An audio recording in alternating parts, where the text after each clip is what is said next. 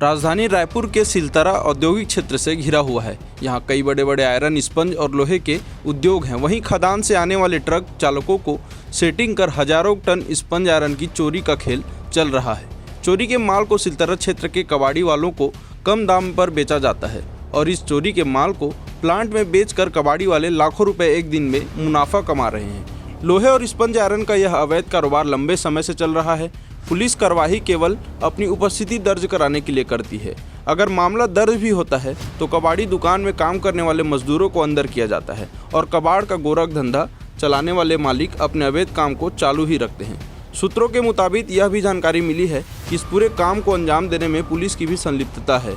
इसी वजह से बड़ी मात्रा में अवैध खनिजों की चोरी हो रही है।